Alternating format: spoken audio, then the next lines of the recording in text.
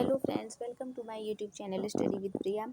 आज हम RO 2023 से संबंधित प्रैक्टिस सेट सॉल्व कर रहे हैं। अनेक शब्दों के लिए एक शब्द या फिर वाक्यांश के लिए एक शब्द, उसी का ये चौथी श्रृंखला है, प्रैक्टिस सेट 4। चलिए शुरू करते हैं। हमारा पहला क्वेश्चन है 119 नंबर। जो व्याकरण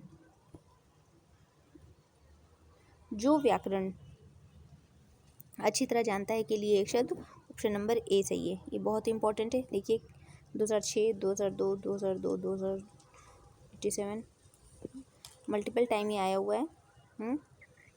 इसमें देखिए इसकी वर्तनी देख लीजिए, व्याकरण का ज्ञाता यही व्याकरण कहलाता है। ठीक, अगला है 120 नंबर। देखिए ये भी वही है। व्याकरण के ज्ञाता को क्या कहा जाता है? व्याकरण के ज्ञाता को ऑप्शन नंबर सी कहा जाता है। ठीक है, गलती से ये मत लगा दिए व्याकरणज्ञ कहते हैं, ये गलत हो जाएगा। ठीक, ध्यान दीजिएगा, वर्तनी शुद्धि बहुत ज़रूरी है। 121 नंबर क्वेश्चन। जो क्षमा करने योग्य नहीं है, वाक्यांश के लिए एक शब्द, यानी कि अक्षम्य। क्या होगा? अक्षम्य। ऑप्शन नंबर बी सही है। अगला है हमारा पश्चिम और उत्तर दिशाओं के मध्यस्थ कोण को। ये देखिए बहुत ही इंपॉर्टेंट, आपको पता होगा, बनाते हैं इसमें। अब दिशाएं बनाना ज़रूरी है, इसका ज्ञान होना ज़रूरी है। जब भी हम कॉपी पर ड्रॉ करते हैं, हमारे ऊपर की ओर इसमें नॉर्थ, इधर साउथ, इधर क्या होता है? ईस्ट होता है, और इधर वेस्ट। ये हमेशा याद रखिए। अब हमें ये वाले इन कोणों का नाम याद रखना है। तो इधर ईशान रहता है। कौन रहता है? ईशान का घर इधर है। ईशान के नीचे ना आग्नेय है। कौन है? आग्नेय है। और ईशान के बगल वाले घर में कौन रहता है? वायव्य रहता है। ठीक है, याद रखिएगा। इधर ईशान रहता है, इसके नीचे आग्नेय रहता है, और इधर कौन रहेगा? नैऋत्य। इधर लिखा हुआ है, देखिए ये रहता है। ठीक है, इसमें कुछ हौच पौच टाइप का लग रहा है ना, थोड़ा सा सफ़ा बनाती हूँ। देखिए इसमें सफ़ा कैसे बनेगा? ये ऐसे ही पहले ही हौच पौच हो जा रहा है। थोड़ा ब्रश इसका मोटा लेना चाहिए मुझे इसकी। चलिए ऐसे ही समझाती हूँ। ईस्ट हो गया, वेस्ट, नॉर्थ, साउथ। तो इधर ईशान था हमारा, ठीक, और इधर कौन था? आग्नेय था, और इधर वायव्य, और इधर नैऋत्य इधर था। अब याद रखिएगा, ऊपर ईशान है, इधर आग्नेय, इधर वायव्य। अब ईशान की ओर को क्या कहेंगे? नॉर्थ है, और क्या है? ईस्ट है। जब भी दिशाओं का बोलेंगे हम लोग, नॉर्थ और ईस्ट, नॉर्थ और ये साउथ जो इसको पहले बोलते हैं। नॉर्थ मतलब उत्तर और पूर्व, उत्तर पूर्व को हम ईशान कहते हैं, और दक्षिण पूर्व को क्या कहते हैं? आग्नेय कहते हैं, और दक्षिण पश्चिम को नैऋत्य कहते हैं। और ये क्या है? इसने क्या पूछा? पश्चिम। ये हो गया पश्चिम, और ये हो गया नॉर्थ। उत्तर पश्चिम को क्या बोलेंगे? वायव्य। ठीक है, आपको समझ में आ गया होगा। तो इसका आंसर होगा ऑप्शन नंबर सी। इस तरह से आपके कितने क्वेश्चन सॉल्व हो गए? इस तरीके से 4 क्वेश्चन और आपके सॉल्व हो गए। अगर पूछ लेगा, मान लो कि दक्षिण पूर्व के बीच के कोण को क्या कहते हैं, तो आप बता दोगे उसे आग्नेय कहते हैं। ठीक, चलिए आगे बढ़ते हैं। ये बहुत ही इंपॉर्टेंट था जो मैंने बनाया था, उसको आप पॉज करके देख लीजिएगा। जो मैं बोल रही हूँ उसको कॉपी पे लिख लेंगे तो आपको समझ में आ जाएगा। ठीक, अगला है ऐसी जीव का जिसका कुछ ठीक ठिकाना ना हो, तो उसे आकाशवृत्ति कहते हैं। क्या? आकाशवृत्ति। और आकाश के फूल को आकाश कुसुम कहते हैं। इसका ऑप्शन नंबर बी सही है। अगला हमारा है 124 नंबर। अनिश्चित जीविका के लिए एक सही शब्द। अनिश्चित जीविका वही हो गया आकाशवृत्ति। ये भी मल्टीपल टाइम आया है। ये ऐसे हैं बहुत। चलिए, थोड़े अंश में की गई सेवा आंशिक सेवा, थोड़े समय के लिए की गई सेवा अस्थायी सेवा, आधा रोजगार को अर्ध रोजगार कहते हैं। अगला है 125 नंबर। जिस पर हमला ना किया गया अनाक्रांत उसको कहते हैं। क्या? अनाक्रांत कहते हैं। और जिस पर जो हमला या आक्रमण करता है उसे आक्रांता कहते हैं। और जिस पर होता है, देखिए 126 नंबर, जिस पर आक्रमण हो उसे आक्रांत कहते हैं। क्या कहते हैं? आक्रांत। इंपॉर्टेंट है, सब मिलता जुलता शब्द है, आपको ध्यान देना पड़ेगा। अगला हमारा प्रश्न है जो बहुत मंद गति से कार्य करता हो, मंद गति से कार्य करते हो को मंथर बोलते हैं। जो बहुत मंद गति से कार्य करता है उसे मंथर कहते हैं। हर काम में बहुत देर लगाने वाले को दीर्घसूत्री कहा जाता है। ठीक, देखिए दोनों में है, कन्फ्यूज़न हो जाती छात्रों को, लेकिन इसमें सबका एक्सप्लेनेशन दिया है कि हर काम में बहुत देर लगाने वाला दीर्घसूत्री, और शीघ्र करने वाले को सत्वर कहते हैं। और 17 अक्षरों के वर्ण वृत्त का नाम मंदाक्रांता कहलाता है। अभी फिलहाल हमारा आंसर ऑप्शन नंबर ए मंथर। अगला 128 नंबर क्वेश्चन, उचित अनुचित का ज्ञान रखने वाला क्या कहलाता है? विवेकी। ऑप्शन नंबर ए सही है इसका। अगला क्या है हमारा 129, जो अपने कर्तव्य का निश्चय ना कर सके, इस वाक्य को एक शब्द में क्या कह सकते हैं? किम कर्तव्य मोड़। जो अपने कर्तव्य का निश्चय ना कर सके अर्थात जिसे अपने कर्तव्य का ज्ञान ना हो रहा हो उसे किम कर्तव्य विमूढ़ कहते हैं। और इसके साथ देखिए,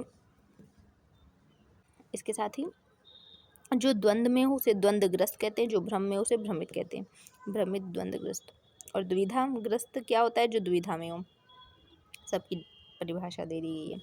अगला 130, ऐसा कवि जो तत्काल रचना करता हो उसे आशु कवि कहते हैं। क्या कहते हैं? आशु कवि। याद कर लीजिए, जो तत्काल कविता करता हो आशु कवि, जो तत्काल कविता करता हो आशु कवि। अब भूलिएगा बिल्कुल भी नहीं, मल्टीपल टाइम ये भी एग्जाम में आया। देखिए 2012, 2006, 2006 ऐसे ही कई परीक्षाओं में आए हैं।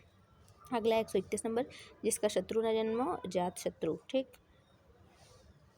बस तुरंत देख करके टिक करना है, समय बिल्कुल नहीं वेस्ट करना है। 1 घंटे का समय मिलता है हिंदी का पेपर सॉल्व करने के लिए बस। जिसका शत्रु न जन्मा हो अर्थात जिसको जीतने वाला कोई शत्रु ना पैदा हो उसके लिए अजात शत्रु। जिसका जन्म हो ही ना हुआ हो उसे अजन्मा कहते हैं। जिस पर आक्रमण हो उसे आक्रांत कहते हैं। हम पढ़ चुके। जिसे जीता ना सके उसे अजेय कहते हैं। अगला है जिसे जीता ना जा सके, अभी हमने पढ़ा था अजेय। ओके, अगला हमारा क्वेश्चन है, क्या हो रहा है देख रहे हैं फ़ोन में इतना। 133, जिसका शत्रु पैदा ना हुआ, ये भी हमने पढ़ा है, उसे क्या कहते हैं? अजात शत्रु। बहुत मल्टीपल टाइम आया है ये भी। और देखिए आगे का हमारा प्रश्न क्या है, 134 नंबर क्वेश्चन, अव्यक्त शब्द के लिए प्रयुक्त एक वाक्य जिसे व्यक्त ना किया जा सके। ऑप्शन नंबर 20 का सही है। कौन सा है? बी सही है। अगला हमारा क्या प्रश्न है, 135 नंबर क्वेश्चन, संध्या या रात्रि के बीच का समय क्या कहलाता है? ऑप्शन नंबर डी गोधूली। ये भी इम्पोर्टेंट है। देखिए ये सब परीक्षाओं में आए हुए, इसका मतलब है कि बहुत ही महत्वपूर्ण है। बस आज आप, जब मैं ये वीडियो बनाती हूँ उसके बाद आप एक काम किया कीजिए, इसको देख लिया आपने, अब इसके बाद आप रिकॉल वाला एक सेशन होता है, जैसे आपने पढ़ लिया है कि आपको क्या क्या याद है। जैसे ये तो याद नहीं रहेगा संध्या और रात्रि के बीच का समय, कम से कम गोधूली शब्द तो याद रहेगा, तो आप उसको गोधूली लिख लीजिए और अपने मन में बोल लीजिए संध्या और रात्रि के बीच का समय। और जैसे अभी हमने क्या पढ़ा था, जिसका जन्म ना हुआ अजन्मा, ऐसे ही कर करके रिकॉल करने का करिए तो आपका एक नोट्स बनता जाएगा और आपको बार बार वीडियो देखने की ज़रूरत नहीं पड़ेगी। एक ही बार में आपका काम हो जाएगा जब आप उस पन्ने को उठाकर देखेंगे। ठीक, अब इतना समय नहीं रह गया है कि धीरे धीरे पढ़ा जाए। ठीक है, अपने पढ़ाई को तेज़ स्पीड में लाइए। हिंदी का तो देखिए आपका कवर ही है, ये तो प्रैक्टिस चल रहे हैं, इसके साथ आप अपने करंट जीएस वगैरह जो है उसको तैयार करते रहिए। अगला है 136 नंबर, जिसके हाथ में शूल हो यानी शूलपाणी, जिसके हाथ में चक्र हो चक्रपाणी, जिसके हाथ में वज्र हो वज्रपाणी। ठीक, और किसी का हाथ ग्रहण किया जाना याना विवाह पाणी ग्रहण कहलाता है।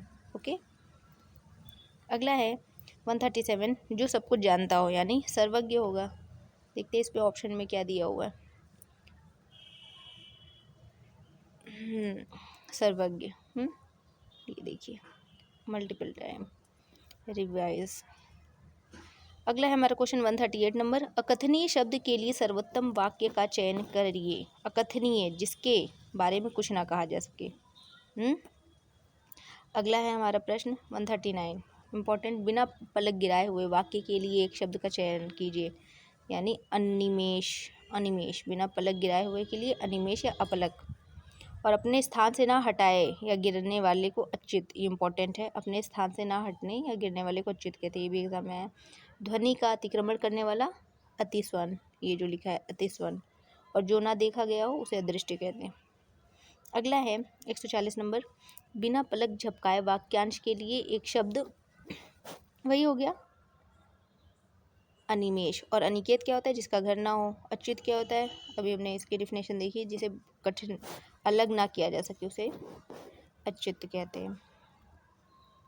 अगला हमारा प्रश्न है, जिस पर किसी का आतंक छाया हो के लिए एक शब्द यानी आतंकित। ऑप्शन नंबर सी, जिस पर किसी का आतंक छाया हो के लिए शब्द आतंकित होता है। जो अपनी हत्या कर लेता है उसे आत्मघाती कहते हैं। अगला है, जो शोक करने योग्य ना हो। यानी अशोच्य। जो शोक करने योग्य ना हो, जिस विषय के शोक करना उचित ना हो के लिए अशोच्य होता है, और जो शोक रहित हो उसे अशोक कहते हैं। कुछ लोग अशोक लगा के आ जाएंगे लेकिन ये गलत हो जाएगा, ठीक है। हमारा सही ऑप्शन अशोच्य होगा। अशोक का मतलब होता है शोक रहित को अशोक कहते हैं। अगला देखते हैं 143 नंबर, जो ऊपर कहा गया यानी उपयुक्त, ऑप्शन नंबर सी। अगला हमारा है जिसके हृदय को चोट पहुंची हो उसको कहते हैं मर्माहत, ऑप्शन नंबर डी सही है। अगला है हमारा क्वेश्चन, वह धन जो आधिकारिक रूप से राज्य को मिलता हो उसे क्या कहते हैं? राजस्व कहते हैं। ओके, अगला हमारा प्रश्न क्या है, जिसे युद्ध करने की इच्छा हो, जिसमें युद्ध करने की इच्छा हो उसे युयुद्ध कहते हैं। जिसमें युद्ध करने की इच्छा हो उसे युयुद्ध, याद कीजिए, जिसमें युद्ध करने की इच्छा हो युयुद्ध। युद्ध करने वाला योद्धा, युद्ध करने वाला योद्धा, विद्रोह करने वाले को विद्रोही कहा जाता है। ये 147, जिसकी मापतोल हो सके अपरिमेय, इसकी मापतोल हो सके उसे अपरिमेय। अगला है 148 नंबर, घुटने तक बाँह वाले को क्या कहते हैं? अजान बाहु। क्या कहते हैं? अजान बाहु, अजान बाहु। अगला है जिसकी बाहें अधिक लंबी हो, ये भी अजानु बाहु। अगला हमारा प्रश्न है 150 नंबर है ये, जिसका ज्ञान इंद्रियों द्वारा ना हो। दिए गए शब्दों में सही क्या है? जिसका ज्ञान इंद्रियों द्वारा यानी अतीन्द्रिय, ऑप्शन नंबर बी सही है। देखिए, इंद्रजीत क्या हो? जिसने इंद्र को जीत लिया। जितेंद्रिय क्या हो? जिसने इंद्रियों को जीत लिया। दोनों में अंतर है, हाँ। और सर्वजीत जिसने सबको जीत लिया हो। अगला है 151 नंबर, जिसका अनुभव इंद्रियों द्वारा ना हो सके यानी अतीन्द्रिय, ये भी वही है अतीन्द्रिय, जिसका अनुभव इंद्रियों द्वारा ना हो सके, अतीन्द्रिय। और इंद्र को जीतने वाले जितेंद्र इसमें लिखा हुआ है।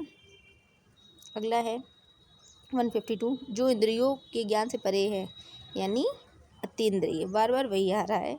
इंद्रियों को जीत लिया हो जिसने, यानी इंद्रियों को जीता है तो जितेंद्रिय होगा, ठीक। ऑप्शन नंबर बी उसका सही था। अगला है 154 नंबर, सबको समान भाव से देखने वाला समदर्शी। अगला इसमें इसकी व्याख्या देखने लायक है, जिसने सब कुछ देख लिया हो बहुदर्शी, जो देखने में प्रिय लगता है प्रियदर्शी, भूत वर्तमान और भविष्य को देखने वाला त्रिकालदर्शी, ठीक। अगला है 155 नंबर क्वेश्चन, प्रियदर्शी शब्द के लिए एक वाक्य, जो देखने में प्रिय लगे, ऑप्शन नंबर डी। जो भेदा या तोड़ा ना जा सके यानी अभेद्य होगा, ऑप्शन नंबर बी। और कठिनाई से जाना जा सके जिसे, दुर। जब भी कठिनाई या कठिन शब्द आए तुरंत दुर शब्द जोड़ देना उसमें। जिस मार्ग पर चलना कठिन हो, दुर्गम। जो असंभव हो, असंभव। जो संभव ना हो, असंभव। अगला है प्रिय बोलने वाली स्त्री के लिए एक शब्द यानी प्रियंवदा। तो फ्रेंड्स, ये आज का हमारा वीडियो छोटा सा, आप इसको देख लीजिए। इसमें कई शब्द हम लोगों ने सॉल्व किए हैं, और अपना टाइम बिल्कुल भी अब बर्बाद नहीं कीजिए। अब समय नहीं रह गया है, अब ये 1 महीने ऐसे ही गुजरेंगे, इसके आगे वाला भी महीना गुजर जाएगा, आपको पता नहीं चलेगा। अगर आप सच में ROAR में अपना सिलेक्शन चाहते हैं तो मन तन सब लगा कर जुट जाइए, ठीक है। ठंड नहीं लगनी चाहिए पढ़ने वाले छात्रों को। ठंड नहीं, मतलब ये है कि एहसास नहीं होना चाहिए कि ठंड है, बस जुटे रहना है कि हाँ इस बार एक सीट अपने नाम हमें कंफर्म करनी है। बाय।